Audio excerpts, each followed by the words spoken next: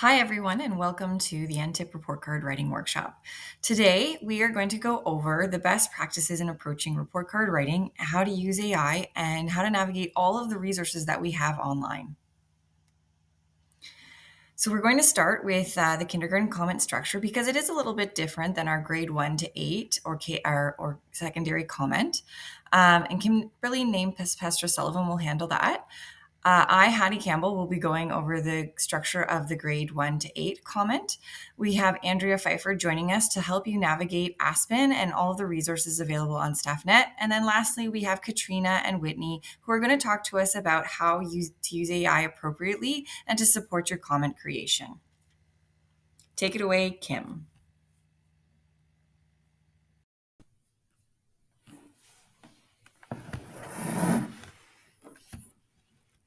Hello, everyone. We're here talking about our kindergarten communication of learning today.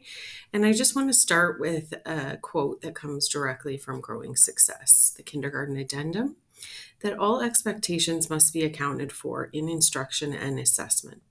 Educators will use their professional judgment, supported by information provided in the kindergarten program, to determine which specific expectations will be used to evaluate growth and learning in relation to the overall expectations within each frame, and which ones will be accounted for in instruction and assessment, but not necessarily evaluated.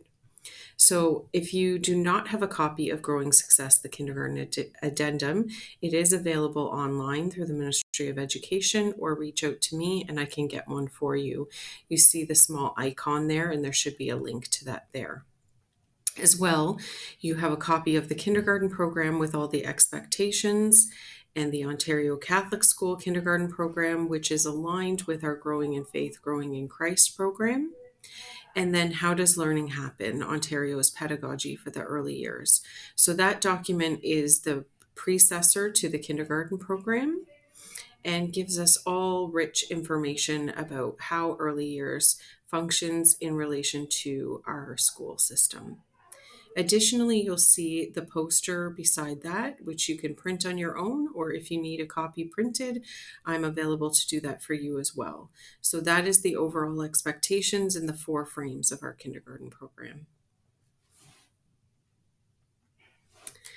So, how does learning happen? The 4 foundational conditions. So, these 4 foundational conditions are found in that document, How Does Learning Happen?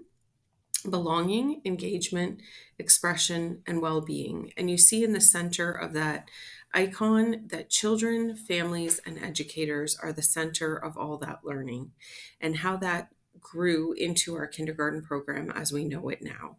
So, those 4 foundational conditions, belonging, well being, engagement, and expression, they flow into our 4 frames of the kindergarten program, and those are the conditions that children naturally seek for themselves.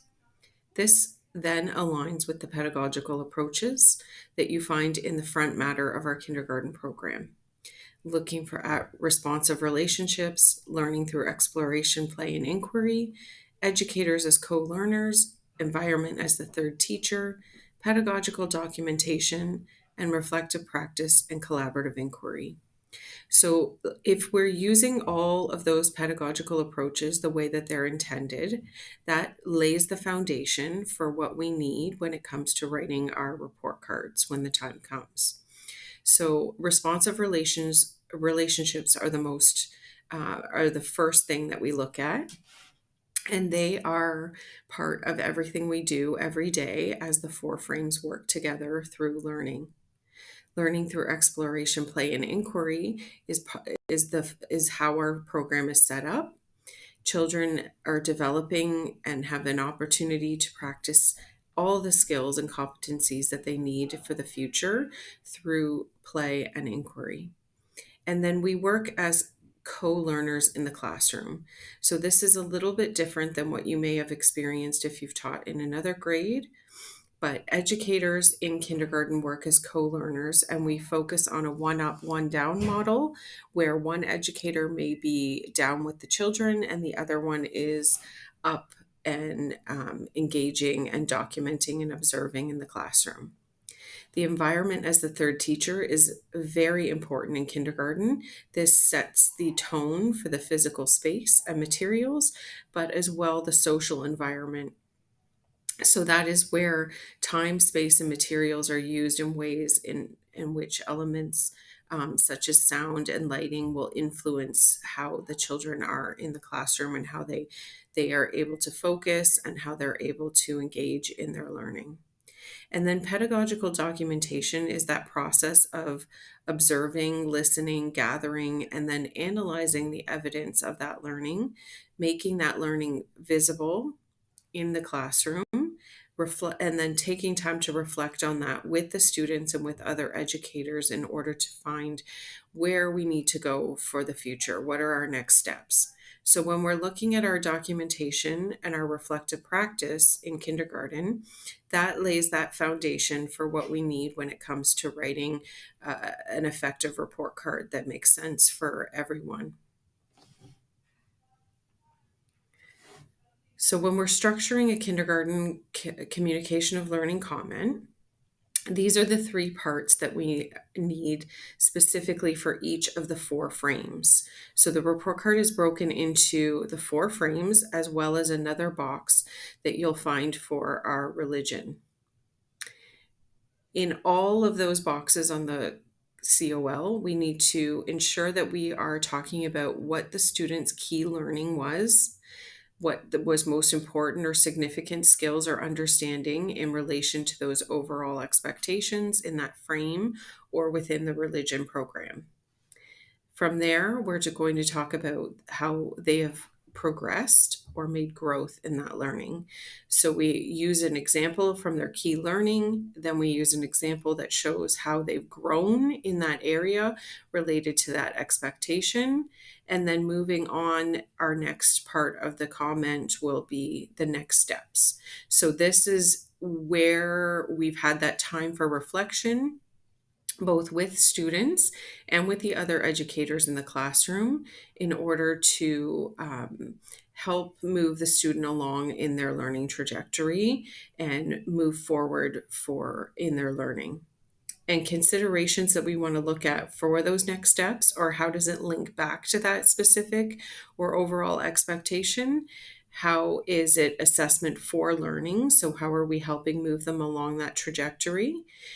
Is it purposeful? And is it within their zone of proximal development? And are we moving beyond just activities? So are we getting to that deeper learning? On this slide, you'll see an example of what the communication of learning looks like for both term 1 and term 2. So you'll see there is the box. It is quite small for religion.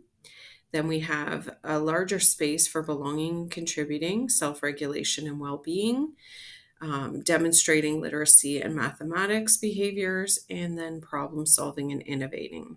So in all of those boxes, we're going to look at that key learning, the growth in learning, and the next steps for moving forward.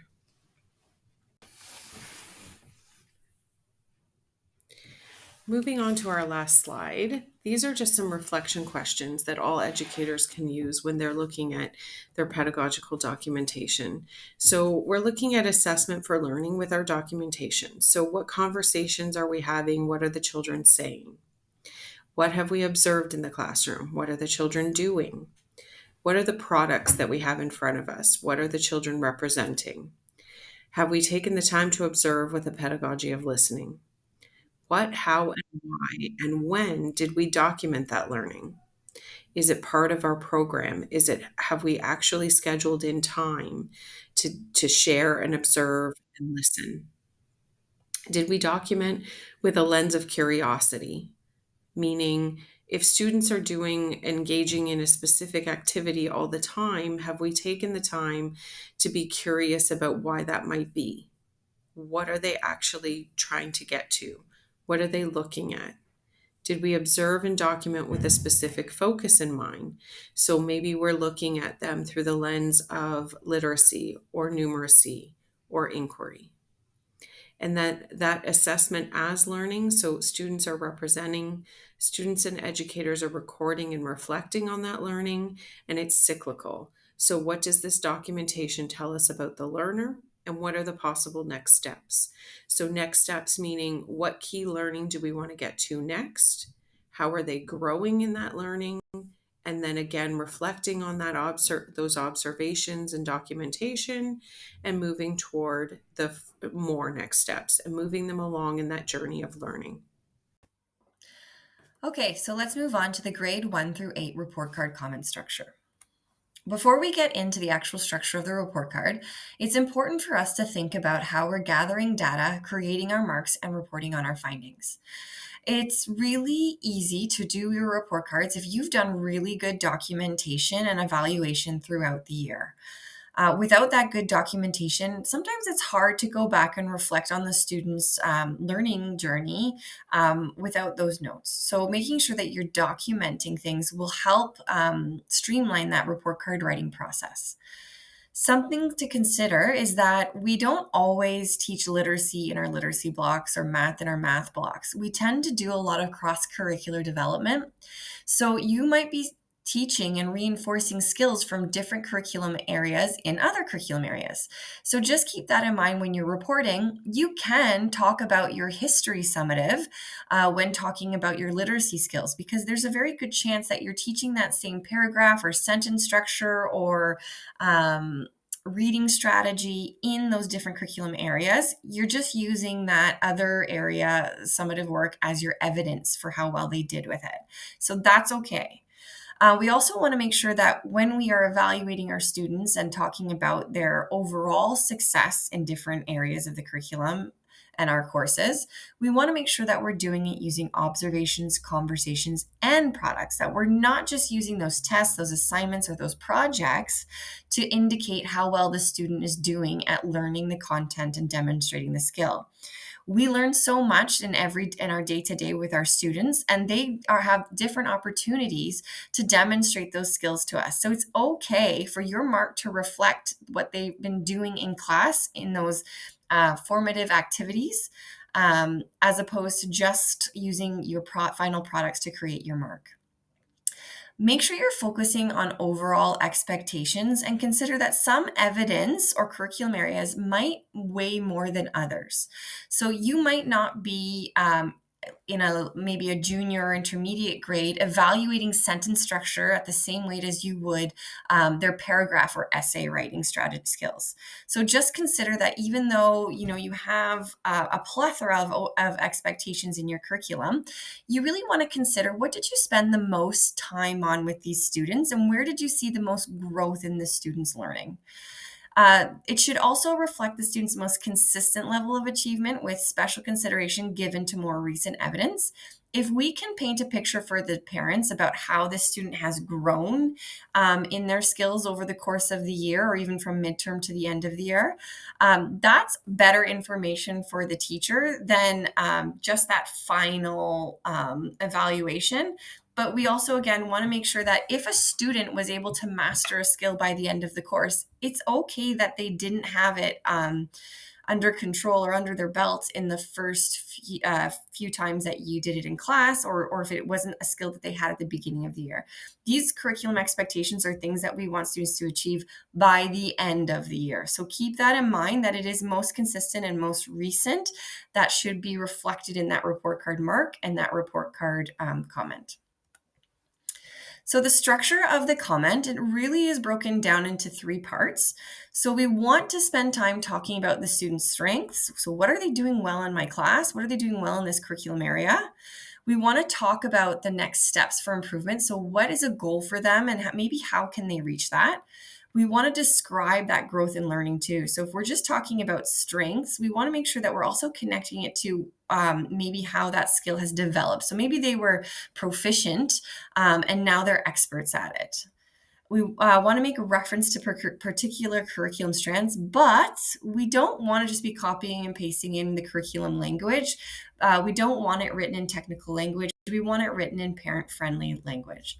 So, what do I mean by parent friendly language? So, here's an example. So, I'm not going to say, this Joe demonstrated an understanding of contributions, lived experiences, and perspectives of a diversity of individuals and communities, including those in Canada, by exploring the concepts of identity, self, and sense of belonging in culturally responsive and relevant texts.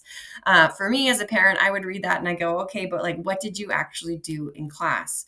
What we can say though, and it's going to connect to our curriculum, is something more along the lines of like Joe learned about the different contributions, experiences, and viewpoints of various individuals and communities, including those in Canada. When discussing the short story Speaking Up, Joe thoughtfully made connections between his own sense of self and the characters, recognizing how different people have different experiences. So instead of just kind of putting out that generic curriculum expectation, I'm making clear connections to how that curriculum expectation was being implemented in my class and what the student was doing with it and how well they were doing with it. Okay. So here's an example of a comment provided by our literacy team. Dakota has a firm understanding of the sound structure of spoken language and often uses this to read and spell words. He accurately names letters and identifies the sounds they make. He routinely blends these sounds together to read words with 2 or 3 letters, including words like at, sat, sit, mom, dad, and did.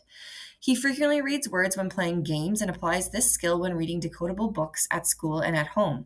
He often uses the letters and sounds he knows to spell words during story workshop and especially enjoys writing a story with his friends about playing soccer.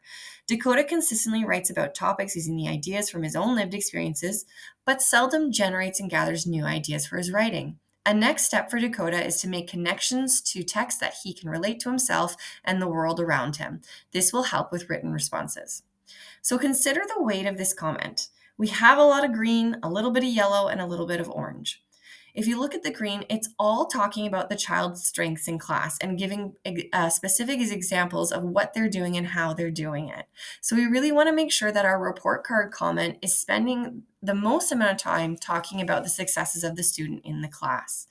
The next steps, or what they need to, what they need to work on, is really just a quick comment. It's just one thing. We don't want to overload the report card with a million things that the student needs to improve upon, because that can be overwhelming and disheartening. So we want to pick maybe what is the most important thing that this student needs to work on for next year or for the next term if this was a midterm comment.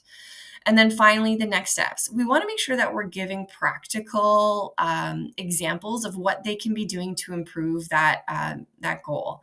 So I wouldn't just say he seldom generates and gathers new ideas for his writing. He needs to improve on his writing. I want to give an actual strategy about how can Dakota actually improve on his writing. So it's something tangible and measurable that the student can think about and the parent can support the next year.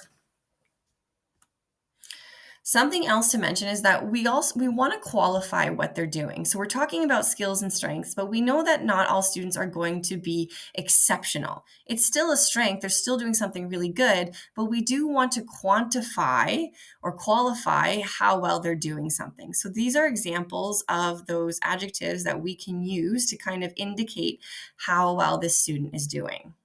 And if you look at the comment example, we see that we're using words like accurately, routinely, frequently to demonstrate that they're doing something very well and they're doing something consistently.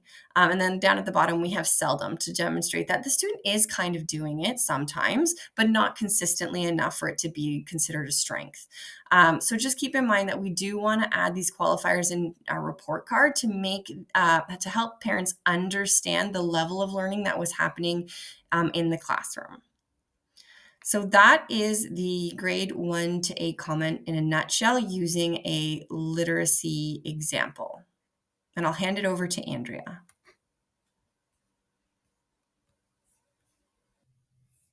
For the Aspen section, I'm going to walk you through on where to find key supports and also important pages that are found in our report card writing documentation.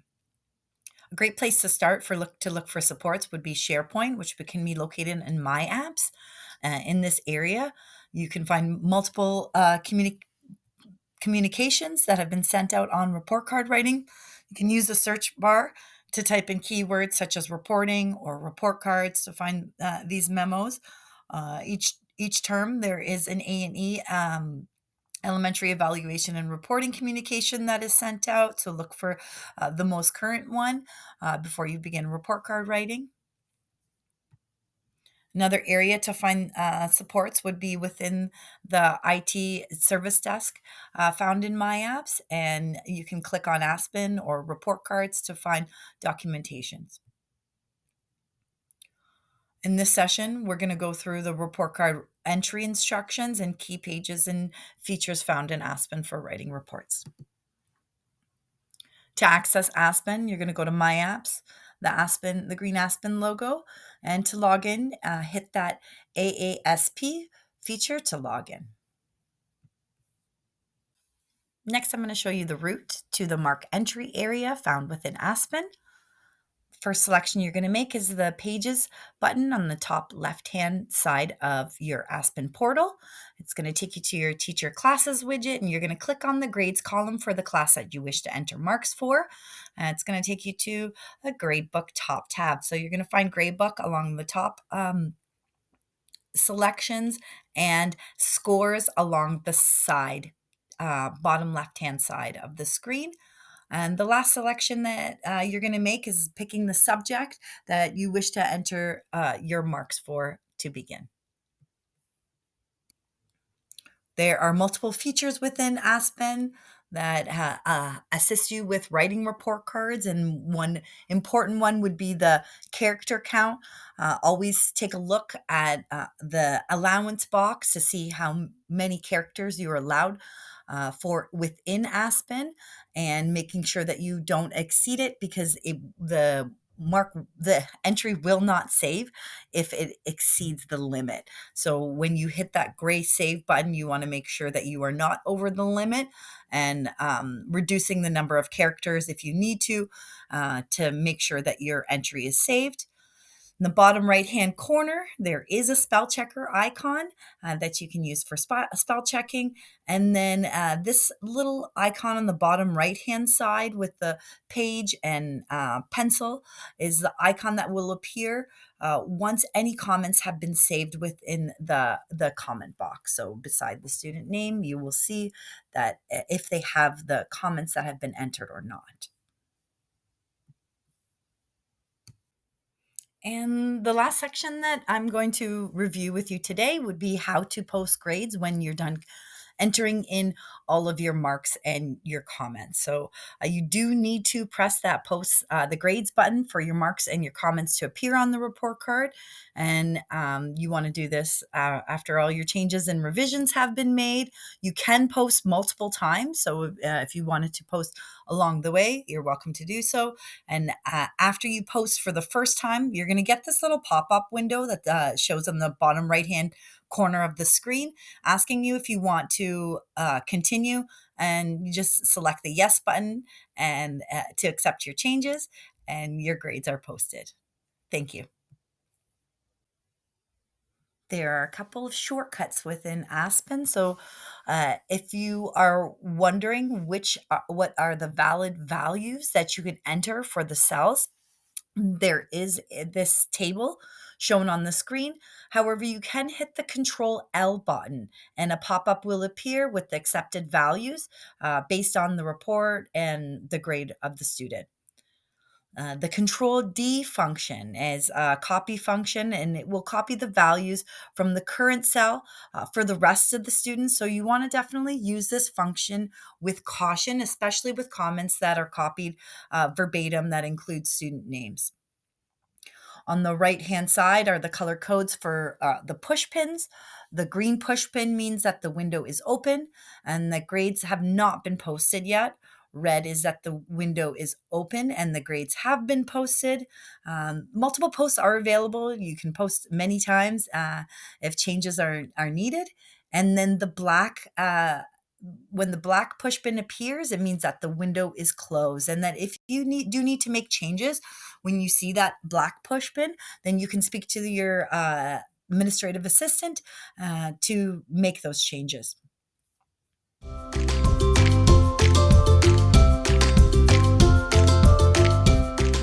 Hello and welcome to this webinar on assessment, evaluation, reporting, and the use of generative AI. I'm Katrina Gowett, and my partner, Whitney McKinley. We are Student Achievement for Learning Innovation Consultants and are very happy to answer any questions you might have about this. We will include information at the end that you can email. So let's get started. The great news is that you can use generative AI for report card writing. Now, you can use it, however, there are stipulations and guidance around that. You can read it more fulsome in the updated WCSB Gen AI Educator Guidelines, and I'm just going to go over the main points with you here. So the first being that we need to make sure that any AI tool that you are using has met the privacy requirements to protect student data. We have an approved tool, which I'll go over later, but we want to make sure that we are not inputting any student information. So no names, not even first names. We want to be preventative to make sure that we are protecting their privacy. The second piece we need to know is that we really do need to look at the outputs carefully and read through them to make sure that they match up with what we've seen students demonstrate in class, the conversations we've had, the observations, the final products. All of those need to align to what we have directly experienced with that student. And if they don't, then we need to substantially modify and personalize those comments. We're going to personalize them anyways. We want to have that human touch and make sure that it is your voice that comes through on a student's report card. And at the end of the day, make sure you use your professional judgment. You are the one that is reporting and responsible for it. So make sure that you are aligning yourselves with that. Now, this isn't necessarily any different than using a bank of comments, of report card comments. I know I have a large file of them, and when I use those, I make sure that I'm adjusting it to match my student specifically. If someone shared some comment banks with me, I'm going to take those, look at them, take the pieces that I really like, and leave the rest out. So you can think of it that way. It's the privacy piece we want to be especially careful around. In elementary and secondary, there was guidance that came out in mid-December of 2024, and you can see that here. You can also check out StaffNet to look at the document specifically, but they do give explicit guidance on how generative AI may help you and how they may not be used, and making sure that you never input student names, work examples, personal details, all of those pieces. And here's the secondary one. It looks very similar. Now, our approved tool here at Waterloo Catholic is Microsoft Copilot, and it is a yellow app. This means, yes, you can use it, but there are some stipulations. The first is you must be logged in with your WCSB credentials. You must also be very careful about the information you input into any generative AI model, including Microsoft Copilot. That means if you're attaching documents, you're looking at those documents before you do that to make sure there's no personal information there. We want to leave out things that could really come back and be found later down the road. Most of the generative AI companies, the information that we input into their systems is stored and can be used to train future models. So that's why we want to be especially careful. If there is a privacy breach, we really can't pull that information back. The other thing we want to make you aware of is that there are limitations to generative AI. If we don't give it enough information, it hallucinates. It'll make up facts or details. It can also be really biased, just like the humans that have filled the internet with all kinds of information. We want to make sure that there isn't bias or misinformation in the work that we end up using maybe in our report card. So you can access Copilot from the My Apps page, and you'll see when you log in, there's a green shield. So I'm going to show you what that looks like. I'm going to go to a new chat here. Okay, so you can see I'm logged in the bottom left, and you can see there's a green shield here that indicates I have enterprise data protection. You can learn more about that there if you like. So I know that I am protected, which is great. It is important to note that other tools do not have this protection. If other models do have this type of protection, it usually is not automatic and it has to be specifically toggled off. For example, ChatGPT. When we're working with a tool such as generative AI, um, it is a computer, it's a bot, and we need to be able to speak to it in a way that it's going to understand exactly what we need. And for that to happen, we really need to be specific. So, prompt engineering, it's how we can communicate with generative AI with natural language. So, I'm going to show you a framework here. We really like the PrEP framework as developed by Dan Fitzpatrick and his team. Um, if we're not specific, it's going to make up information. So when we are putting in our prompt, we want to make sure we have a question or a direction of what we want it to do. We want to give it a role. So, for example, I'm a grade 5 teacher in Ontario. If it doesn't know who the role is they're taking on, then they might just assume it's a grade 2 teacher from California.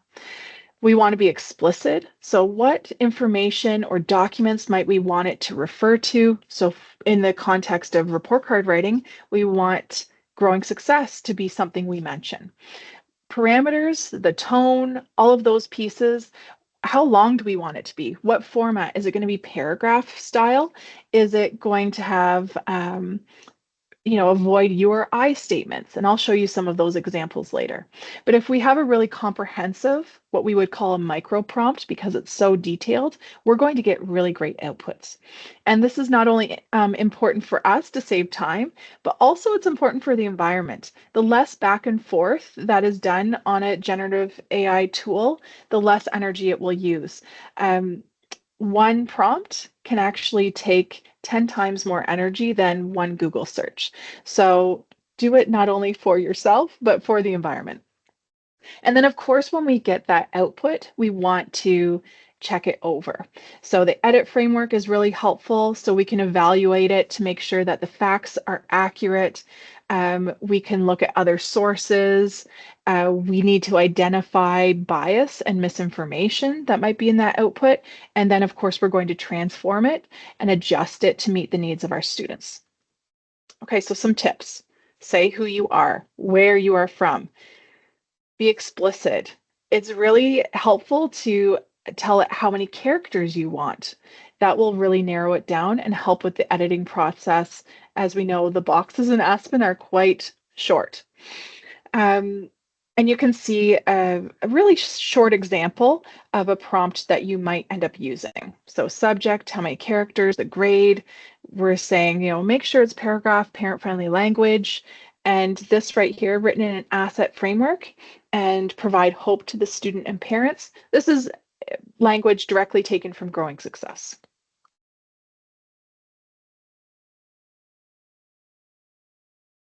Okay, so some use case ideas. The one I really like is actually those tricky next steps in our learning skills. So for example, I have a female student who constantly shouts out during instructional time. I'm a grade 2 teacher in Ontario and need to include this in her learning skill report card comment. Write a comment about this behavior. Make it parent-friendly language. So I've gone into Copilot to try this one out, and I'll show you what it looked like. So I put my prompt here, and then it came back with student's name is an enthusiastic and active participant in class. However, they often find it challenging to wait their turn, etc., etc. So this is a great next step that I can use in my learning skill comment. I'll swap out their name.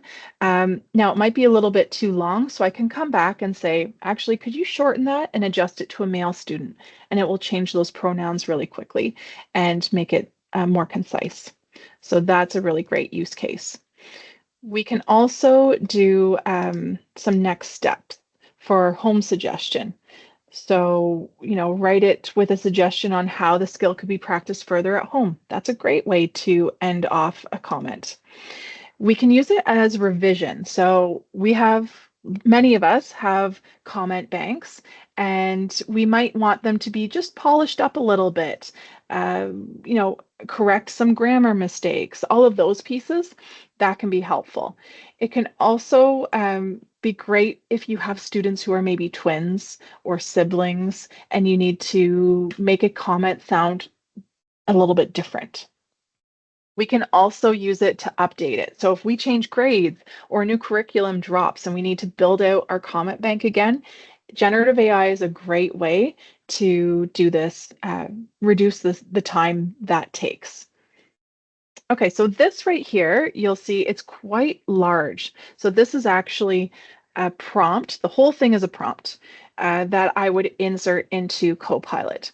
It is a fill in the blank. So I'm going to substitute out the grade, which pronoun I'm using if I want this many characters. Please note the characters are approximate. They're not exact. So it isn't, again, super accurate, but it'll be close enough.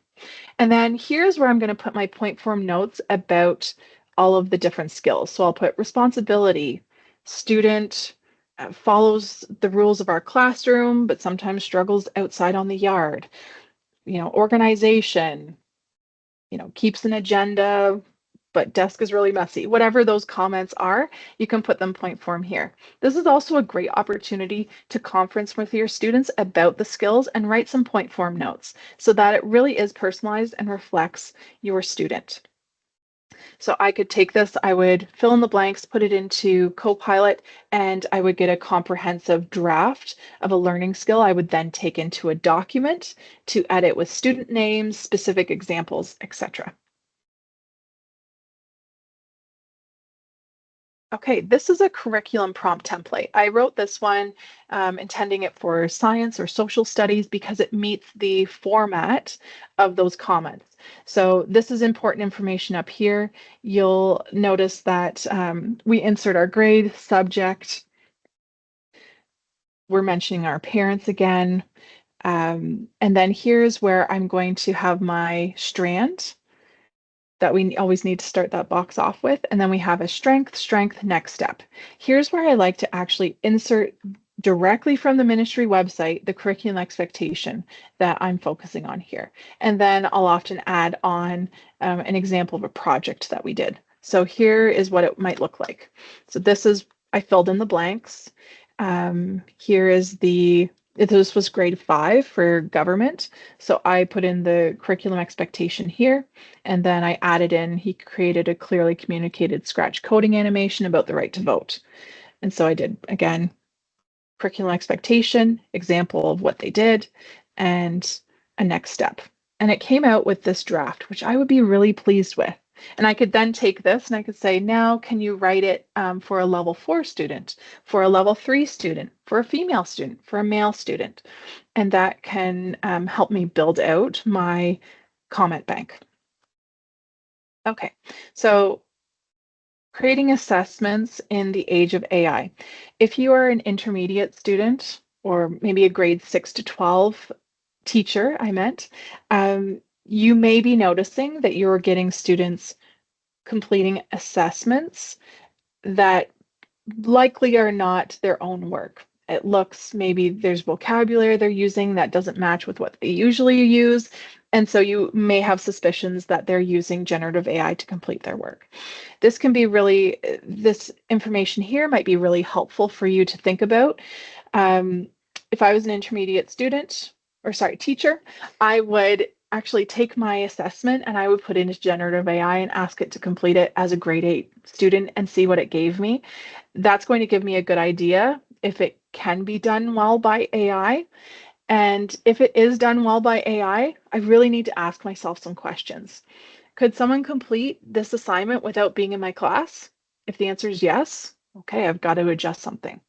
Could someone do it without my specific class materials? The things that are in the classroom, maybe our anchor charts, etc. Could it be done without referencing our classroom discussions? So if you've answered yes to any of them, you're going to want to look at that assessment again and make some switches, okay? And that doesn't mean you have to scrap it. You just need to strengthen it with a couple other elements. So adding in some class-specific activities or discussions as part of the questions, adding in a personal reflection or evidence that they gathered during the class, some of their process documentation. So the work as they're going through rather than the final product, and even some, real-time data collection you can do. And then we also, of course, need to validate it and ask ourselves some questions. We can even put it through a Copilot again to see how it does at completing the assignment. And that can be really helpful for our own reflection of our professional practice and to encourage our students to use their own critical thinking skills rather than relying on generative AI.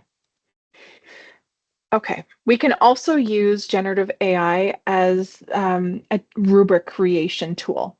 This is super powerful. Rubrics are, they really can, a good rubric can take a long time to develop. And sometimes we might end up relying on generic rubrics or ones that don't specifically meet the assessment. And so generative AI is a great tool to leverage to create those specific rubrics. So I'm going to just, you can see this fill in the blank here. We just put in the title of the task and then we insert the task here. So I'm just going to take this one that I had already filled out. This one is a grade 5 assignment for a fractured fairy tale. So I can paste it in. It's already pre-filled out.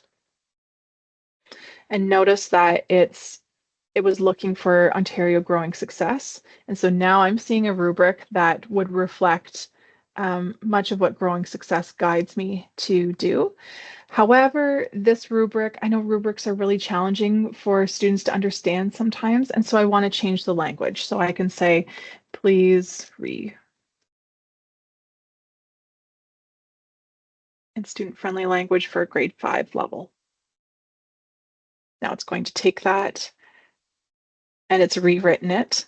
So that's fantastic. I can take this and directly like copy it into a doc and that will work. I can also ask it to create a PDF document of this.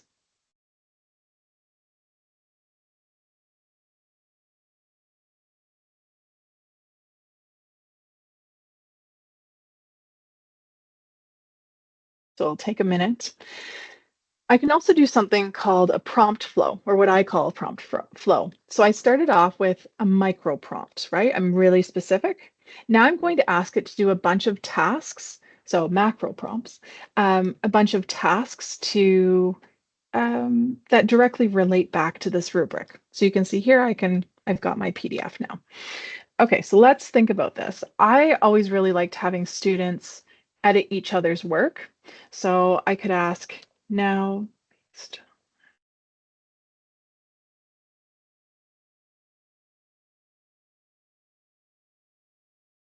okay, so now based on the rubric, create a simplified and scaffolded editing checklist for my students. So now it's asking specific questions for them as they're reading through a peer's story. So that's great. Now I could say, okay, I want to let my parents or the families know about what students are doing. So I could say,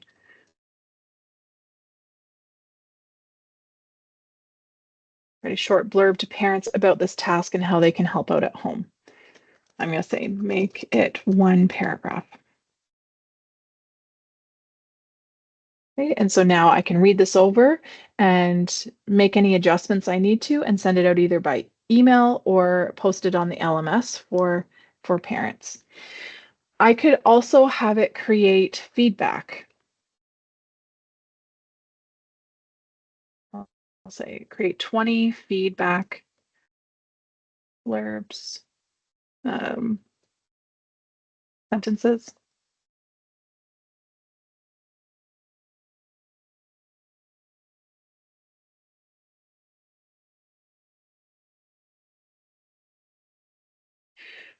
Okay, so I'm going to have it create feedback sentences for me to use to assess the student work.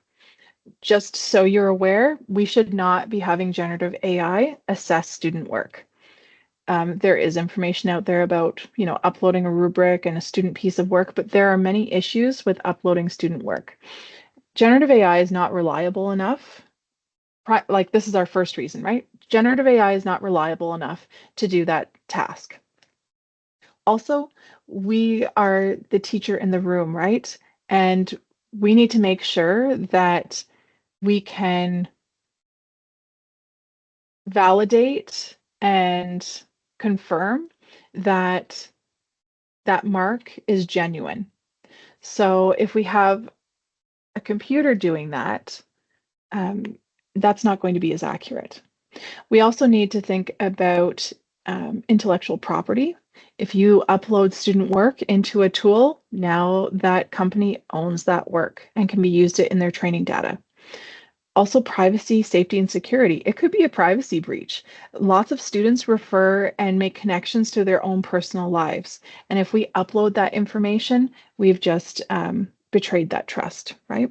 So here, though, I have 20 different feedback sentences that I could pick and choose from as I'm assessing student work.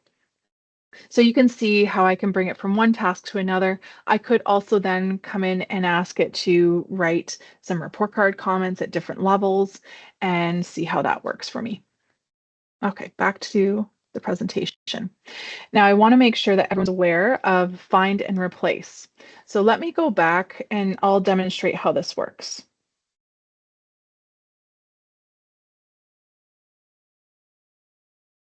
Okay, so this one here, it said student's name, right? So I'm going to go in and find a doc.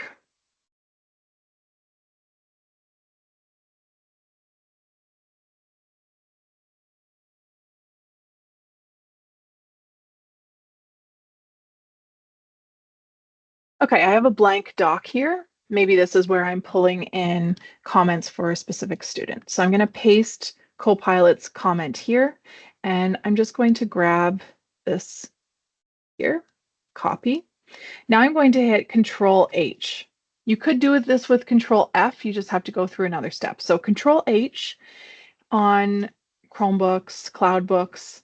I think on Apple devices, it will be maybe Control Shift H. So I'm going to paste this here. So it's going to find, you can see it's found all instances of where it says student's name. And now I can put in the name Sarah. And I could replace one at a time. See how this is a darker green? So I could do replace just one at a time, or I can click replace all. And so now my comment reads, Sarah is an enthusiastic and active participant in class. However, Sarah often finds it challenging, etc., etc. So this is a really fast way to do that find and replace and make sure we're protecting student privacy.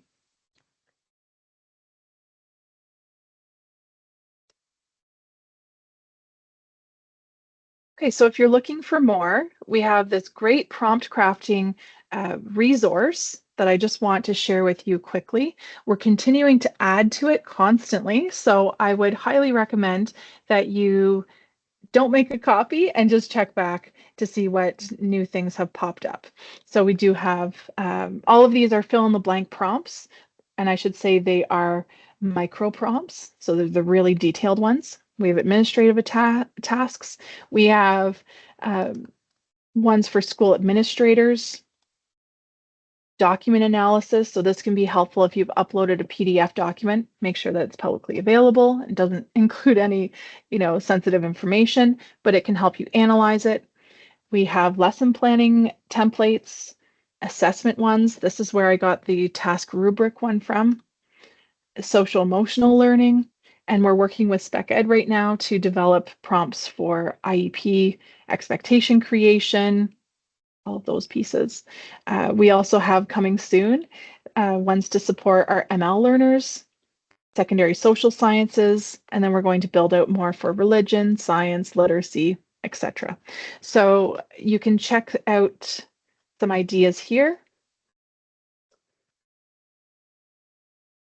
You can also head over to the WCSB AI guidelines page. If you just even Google WCSB innovation, you're going to find it here, innovate. And if you click on AI, you can see we have student guidelines, educator guidelines, and our infographic folder of these posters. You can also head over to the podcast. We are in season 2 of the podcast, and you can listen directly from the website or go to your favorite podcast player.